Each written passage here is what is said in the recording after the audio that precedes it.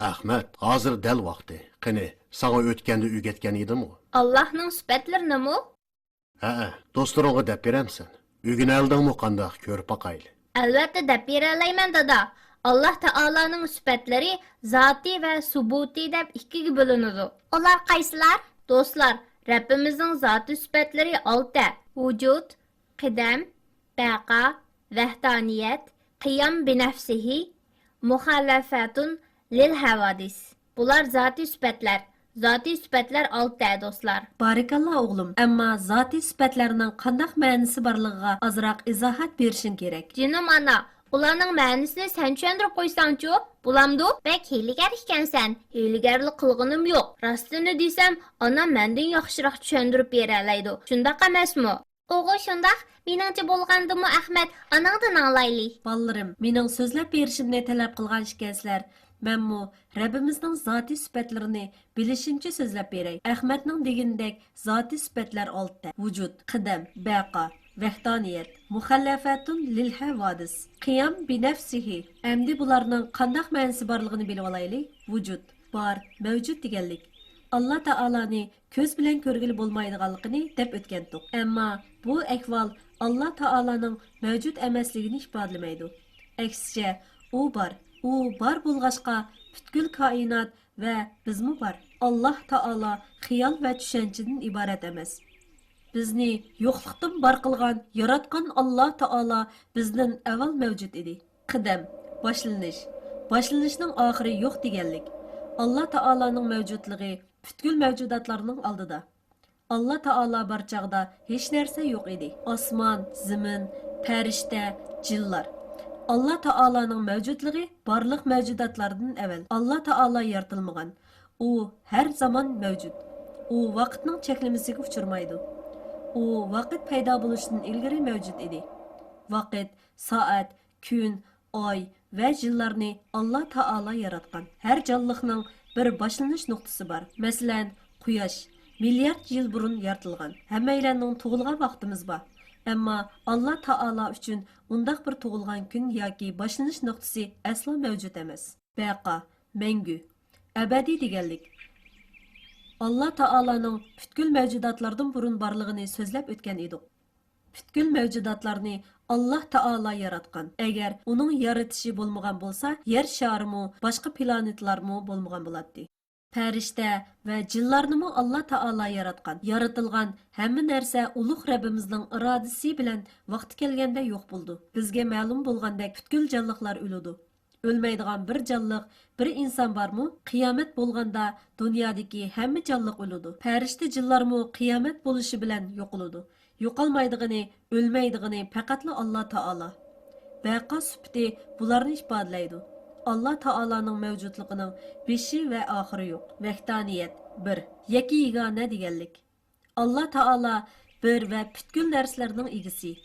İbadat faqatla uning qilinadi. Allah Taolaning urug' tuqqanlari, bolalari, yordamchilari yo'q. Undaqda farishtalar-chi?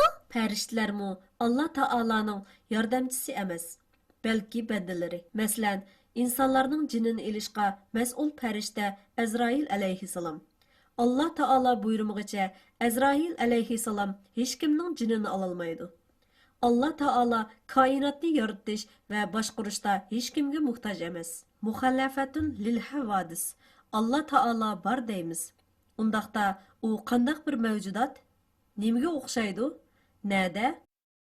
Allah Taolo biz biladigan hech qandaq bir mavjudotga o'xshamaydi. Ba'zi insonlarning o'ylaganidek Allah Taolo jin yoki xiyoliy mavjudotlarga o'xshamaydi. Allah Taolo insonlarga o'xshamaydi.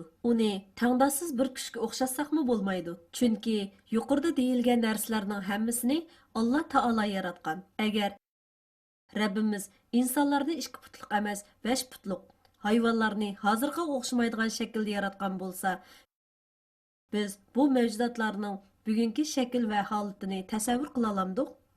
Biz bilgan hamma narsani yaratgan Allah Taolodir. Shunga Allah Taolo biz biladigan hech narsaga o'xshamaydi. Hatto biz Allohning nimaga o'xshaydiganligini tasavvurmi qila olmaymiz. Yana kelib, buni tasavvur qilishning o'zimi xato. Qiyam bi nafsihi. o'z oldiga mavjud bo'lish deganlik. Dunyodagi har qanday narsaning bir sababi bor. Masalan, o't ketsa, bu o'tni paydo qilgan cho'qim bir sabab bor.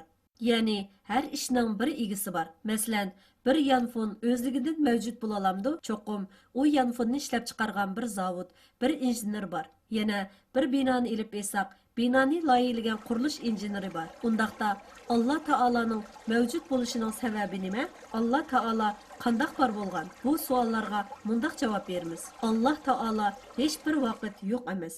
Doim bor edi. Qadam sifatida deyilgandek, Alloh taolo milliard hatto son sanoqsiz yillar ilgirmi mavjud edi. U har vaqt bor. Bu sababdan Alloh taolo nima uchun va qandoq bor bo'lgan degandek savollar bema'ni. Alloh taolaning mavjudligining bir boshlanish nuqtasi bo'lmagandek, uning mavjud bo'lishiga hamdam bo'lgan bir sabab, bir yaratquchi yo'q. Alloh taolaning mavjudligining birdan-bir sababi yanala o'zi. Canım ana, bek yaxshi tushuntirib berdingiz. Ruxsat qilsangiz, men takror deb baqsam bo'lamdi? Albatta bo'ladi o'g'lim. Alloh taolaning zoti sifatlari vujud, qidam, baqa, vahdaniyat, qiyam bi nafsihi, muhalafatun lil havadis. Barakallah Ahmet. Zatı süpetlerini tuluq dedin. Unutmapsın. Unutamdigan dada, subuti sifatlarini mi deyalayman texi? Qini deb baqamsa? Diqqat amsa, Alloh taolaning subuti sifatlari hayot, ilm, sami, basar, iroda, qudrat, kalam, takvindan iborat jami 8. Men subuti süpetlerinin izahatını deb beray. Qandaq deysizlar? Bek yaxshi bo'ladi dada. Men teximi yaxshi o'rganib olaman. Ahmet deb o'tgandek, Rabbimizning subuti süpetleri tövendiki 8 türlük. Birinci, hayat. İkinci, ilim. Üçüncü, sami. Dördüncü, basar. Beşinci, irade. Altıncı, kudret. Yettinci, kalam. Sekizinci, tekvin. Endi ularning qandaq ma'nisi borligini tushuntirib o'tay. Hayot, tirik ve canlıq deganlik. Allah Taalaning zoti sifatlarining birinchisi bo'lgan vujud sifatida Allah Taalaning mavjudligini deb o'tgan edik. Ammo ba'zi mavjudotlar jonliq emas. Shunga hayot sifati Allah Taalaning mavjud bo'lganligining ifodasi. Amaliyotda hayotlikni, jonliqlarni yaratgan, o'ltirgan, tirildirgan Allah Taaladir. Hayotlikni yaratquchining o'zining hayot egisi bo'lmasligi aqlga uyg'unmi? İlim, subuti sifatlarının ikincisi. Hammaga ma'lum bo'lgandek, bilish va ilm deganlik. Butkul mavjudotlarni biz bilgan, bilmagan hamma narsani yaratquchining ulug' Rabbimiz ekanligini deb o'tgan edik. Butkul ilmning manbasi bo'lgan Rabbimiz ilm egisi. Ammo Alloh taolaning ilmi bizning ilmimizga o'xshamaydi. Biz bir ish yuz bergandan keyin bilamiz. Ammo Alloh taolo hamma ishni yuz berishdan ilgari biladi. Biz yana ilgari bo'lib o'tgan nurg'un ishlarni bilmaymiz. Ammo Alloh taolo o'tmish va kelgusini biladi. Alloh taolo hech narsani unutmaydi. Biz faqat anglagan, ko'rganlarimizni bilalaymiz. Alloh taolo yiroqdagi narsalarni, yulduzlar turkumini, ko'z bilan ko'rgili bo'lmaydigan, insonlar ko'ngilda o'ylagan milliard yil burunqi, keyingi qisqasi hamma narsani biladi. Ey ulug' Rabbim, sen hammani ko'rib turibsan. Gunohlarimizni afv qilgin. Sami, anglash deganlik. Alloh taolo hammani anglaydi. Ammo Alloh taolo anglash uchun bizdek quloqqa muhtoj emas. Quloq, ovoz ve ovoz to'lqinlarini Alloh taolo yaratgan. Masalan, biz yiroqdagi ovozlarni, shundaqla hayvonlarning, yulduzlar turkumining ovozlarini anglay olmaymiz. Ammo Alloh taolo yuqorqilarning hammasini anglaydi. Hatto bizning maxfiy va pichirlashgan so'zlarimizni ham anglaydi. Basar, subuti sifatlarining 4-inchisi. Ko'rish deganlik. Allah Taala ko'rish uchun ko'zga muhtoj emas. Men bu yerni ancha tushunmadim. Ko'z bo'lmasa qandaqmi ko'rgani bo'ladi? Ko'z, rang va ko'rishni Alloh Taala yaratgan. Alloh Taala eng yiroqni, yulduzlarni, biz mikroskop bilan ko'rolmagan narsalarni, biz ko'rolmagan ruh, farishtalarni ko'ralaydi. Uning uchun yo'riqlik yoki qorong'ulikning farqi yo'q. Qur'oni Karimda ulug' Rabbimizning qop-qorong'u o'rmonlikning bir bulung'iga tushgan bir tal yopurmoqnimi ko'rdiganligi bayon qilingan. Iroda, tilash va orzu qilish deganlik. Alloh taolo hamma ishni o'z xohishi bo'yicha qiladi. U hech bir ishni qilishga majbur emas. Agar u iroda qilmagan bo'lsa, bizni va koinotni yaratmagan bo'lardi. Yana xolisa, hozirgidek emas, boshqacha shaklda yaratgan bo'lardi. Qudrat xolg'inni qila oladi deganlik. İnsanlar nurg'un narsalarni orzu qiladi. Ammo biz orzuyimizning hammasini amalga oshira olmaymiz. Chunki kuchimiz, imkonimiz cheklik. Ammo Alloh taoloning qudrati cheksiz. Xolg'inni qilish erkinligiga ega. Nima degan go'zal ha?